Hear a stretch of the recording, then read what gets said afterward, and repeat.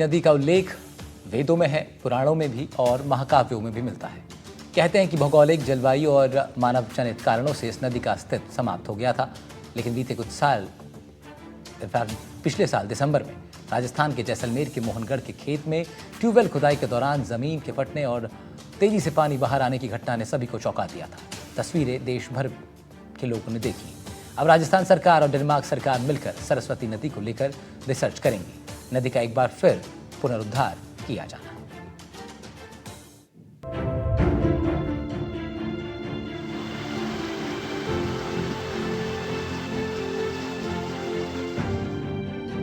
कई शोधकर्ता और वैज्ञानिक दावे सरस्वती नदी के ग्लेशियर के उद्गम की संभावना जताते हैं। ऐसा माना जाता है कि यह नदी हरियाणा, पंजाब, राजस्थान और गुजरात के रास्ते बहती थी। धरती से दृश्यहीन या विलुप्त हो चुकी सरस्वती नदी के अस्तित्व की तलाश एक बार फिर से होने जा रही है, जिसके तहत जैसलमेर में सर्वे किया जाएगा। अनेक क्षेत्रों में भी पैलियो चैनल यानी प्राचीन नदी मार्ग को खोजने का काम किया जाएगा, जिसके लिए डेनमार्क सरकार के एक्सपर्ट सहित केंद्रीय शुष्क क्षेत्र अनुसंधान संस्थान मिलकर काम करेंगे। आपको बता दें कि लैंड सरफेस, सब सरफेस और अंडर सरफेस में जियोलॉजिकल रीजंस की वजह से बदलाव होते हैं। समय समय पर कुछ प्रमाण ऐसे मिलते रहते हैं जो ये दर्शाते हैं कि कभी यहाँ पर नदियां बहती थी, जिनमें एक सरस्वती नदी भी थी। अब इसको लेकर रिसर्च की जाएगी ताकि जमीन के नीचे पानी कितना पुराना है, किस गुणवत्ता वाला है और कैसे पानी का उपयोग किया जा सकता है।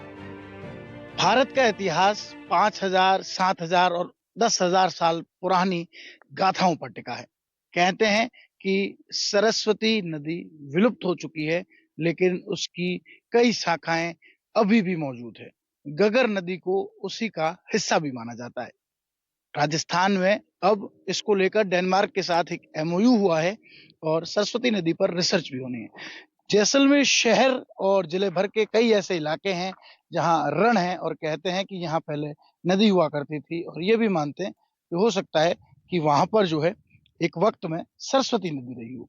हालांकि उसके कई प्रमाण मिले हैं और 1996 में, लगभग 30 साल पहले जो है, इसको लेकर कुछ रिसर्च भी की गई। तनोट, किशनगढ़ और उस तरह का जो सिंध तक जाने वाला एरिया है, वहां इस तरह के कई प्रमाणों पर बातचीत भी होती है। मेरे साथ भूजल वैज्ञानिक और एक्सपर्ट एनडी इणखिया है, उनसे बातचीत करते हैं।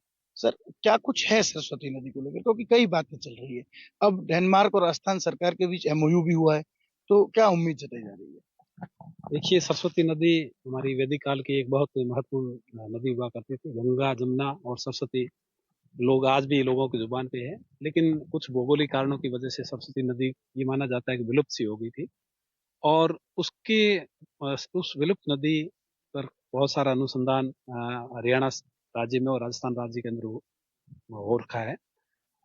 जैसलमेर जिले के लिए मैं बात करूं तो हमारे लिए ये अनुसंधान इसलिए भी महत्वपूर्ण है कि यहाँ पे पूर्व में काफी सरस्वती नदी और पैलियो चैनल्स को लेकर के काफी कुछ खोज हुई थी, रिसर्च हुए थे, जिसमें राजस्थान सरकार के ग्राउंड वाटर डिपार्टमेंट, केंद्रीय भूजल बोर्ड और भाभा एटॉमिक रिसर्च इंस्टीट्यूट की बहुत अच्छी स्टडी हुई थी और उत्साहजनक परिणाम मिले थे। जैसलमेर जिले के अंदर 3-4 लोकेशन है जहाँ पे सरस्वती नदी का है या पूरा जल प्रवाह पैलियो चैनल्स को लेकर के बातें हो रही थी। हलसुंड के पास में एक पैलियो चैनल की खोज हुई थी। जैसे आप मोहनगढ़ की बात कर रहे हो, तो हमारा खारा रण और मीठा रण है लाने का, इसको ये भी एक पूरा जल प्रवाह का ही पार्ट है। लेकिन सबसे ज्यादा जो रिसर्च हुआ था और वैज्ञानिक स्तर से अगर देखा जाए तो तनोट, किशनगढ़, धर्मीखू और घोटारू, ये इलाका जो है वो सरस्वती नदी का या उसके किसी ब्रांच का प्रवाह का क्षेत्र माना जाता है। और जो अनुसंधान पूर्व में हुए थे वो ज्यादातर इसी इलाके के अंदर ही केंद्रित थे और उससे काफी उत्साहजनक परिणाम भी मिले थे। अभी जो वर्तमान में डेनमार्क को लेकर के जो बात की जा रही है, उसमें टेक्नोलॉजी सारी डेनमार्क मतलब सरकार की होगी।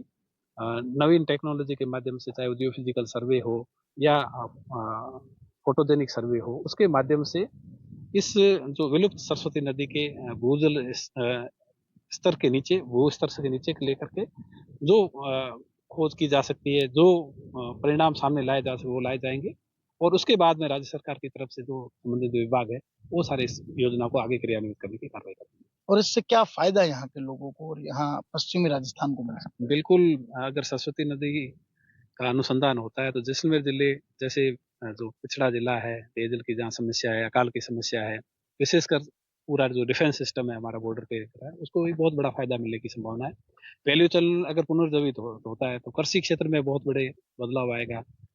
जहाँ जो अभी आज की तारीख में जो ग्राउंड वाटर का दोहन हो रहा है उसमें काफी कुछ रुकावट आ जाएगी और उसके साथ में सीमा क्षेत्र के अंदर का चारागाह विकास जैसी योजनाएं भी बन करके अच्छा परिणाम आ सकते हैं। डेनमार्क के एक्सपर्ट सरस्वती पेलियो चैनल्स के पुनरुद्धार का सहयोग करेंगे। दूतावास ने केंद्रीय और राज्य भूजल विभाग को शामिल करने के लिए कहा है। रिमोट सेंसिंग और जीआईएस प्रौद्योगिकी का इस्तेमाल करते हुए विस्तृत भूवैज्ञानिक सर्वेक्षण किया जाएगा। जानकारी ये भी मिल रही है कि जैसलमेर में पानी के प्रवाह का पता लगाने और 3 बड़े बांधों में पानी की ज्यादा आवक लाने के मकसद से काम होगा। साल 1981 में शिक्षा के क्षेत्र में राज्यपाल चेना रेड्डी द्वारा सम्मानित किए गए जैसलमेर के रहने वाले शिक्षाविद बाल किशन जोशी सरस्वती नदी पर सालों से शोध कर रहे हैं और इसके बारे में जानकारी रखते हैं। उनका कहना है कि सरस्वती नदी को लेकर साल 2006 में कई शोधकर्ताओं द्वारा चर्चा की गई थी। इस दौरान सैटेलाइट से प्रकाशित नक्शे का भी प्रदर्शन किया गया था। वेद पुराणों के साथ साथ जैसलमेर की त्वरिख में हाकड़ा नदी के नाम से इसका जिक्र मिलता है। कालांतर में यह नदी सिंधु नदी के समानांतर बहा करती थी। इसका एक हिस्सा बीएसएफ की गणेशिया पोस्ट में प्रवेश करता था। एक शाखा वर्तमान के सम क्षेत्र के पास वापस सिंध में मिलती थी और दूसरी शाखा मोहनगढ़ की ओर निकलती थी, जिसकी उप शाखाओं का पानी नेहड़ाई, देवा और बोहा में निकला है। जैसा मोहनगढ़ में हुआ, जोशी दावा करते हैं कि इन सभी क्षेत्रों में शोध होते हैं तो परिणाम सकारात्मक आ सकते हैं। हमारे जैसलमेर के इतिहास में तवारीख में इसका वर्णन है। वैसे तो वेद पुराण मनुस्मृति में तो सरस्वती नदी का उल्लेख है ही, लेकिन ये बात सही है कि सरस्वती नदी महाभारत काल तक तो बराबर दृश्यगत थी। उसके बाद में सरस्वती नदी विलुप्त हो गई। कुछ विद्वानों का कहना है कि ये जो सरस्वती नदी राजस्थान में हनुमानगढ़ में प्रवेश करने के बाद में रेगिस्तान में विलुप्त हुई। जैसलमेर की तवारीख में इसको हाकड़ा नाम दिया गया है और ये बात सही है कि कालांतर में यह सिंधु नदी के समानांतर बहा करती थी और उसका एक हिस्सा गणेशिया जो हमारी पोस्ट है वहां से प्रवेश करता था और वह एक शाखा तो उसकी जो है ये सम की तरफ होती हुई पुनः जो है सिंध में प्रवेश करती थी और राणा के राज्य में जाती थी। दूसरी मोहनगढ़ की ओर निकलती शाखा, उप शाखाओं में कई जगह उसका पानी निकला है, जैसे नेड़ाई, देवा और इधर बोहा में जब खुदाई हुई तो पानी अथाह जल जो है बहने लगा। जैसा मोहनगढ़ में अकस्मात हुआ, तो यदि जो ये कार्यक्रम हुआ है बहुत अच्छी बात है कि अगर शोध होती है, खुदाई होती है तो निश्चित ही इसके परिणाम मिलेंगे। और मैंने जो मेरे अनुभव के आधार पर या भूगर्भ को देख करके बताता हूँ कि सम और इससे आगे के क्षेत्र में जब हम आगे की ओर हरणाऊ की ओर जाते हैं तो वहाँ के रेत के टीलों के बीच में 10 फीट पर ही पानी निकल आता है और वो प्राचीन जल है।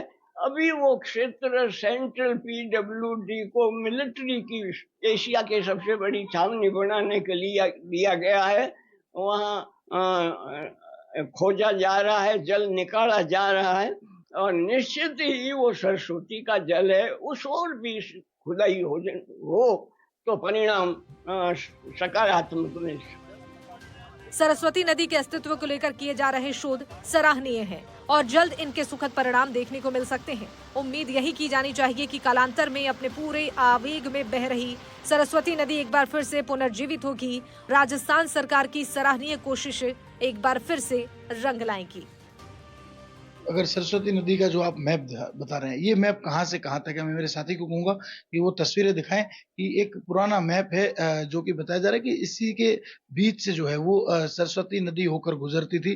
कहाँ कहाँ से इसमें से सरस्वती नदी? ये उपग्रह से लिया हुआ है और एंथोनी नाम के जो विद्वान ने अपनी पुस्तक में छापा है, उसमें शिवालिक की पहाड़ियों से लेकर के हरियाणा होकर के राजस्थान में हनुमानगढ़ जो प्राचीन नाम उसका अलग था, वहां के आगे उसकी विलुप्त होती शाखाओं को दर्शाया गया। देखिए लगातार सरस्वती नदी को लेकर कई दावे किए जा रहे हैं। बताया जा रहा है कि अब राज्य सरकार और डेनमार्क जो है वो उसके साथ एमओयू हो गया है। जल्द इसके ऊपर जो है अनुसंधान होगा, शोध होगा और जो विद्वान है वो लगातार इसको लेकर कई दावे कर चुके हैं। मोहनगढ़ में जिस तरह पानी निकला तब भी शिक्षाविद और शोधकर्ता बालकृष्ण जोशी ने इसके बारे में बात की थी और अब हमने भूजल वैज्ञानिकों से बात की तो उनका भी कहना है कि तनोट है, किशनगढ़ है, उस एरिया में 1996 में कुछ शोध हुए भी थे, लेकिन 30 साल बाद एक बार फिर जब शोध हो रहा है तो सुखद और सकारात्मक परिणाम आने की जो है वो बात कही जा रही है। श्रीकांत व्यास, एनडीटीवी, जैसलमेर।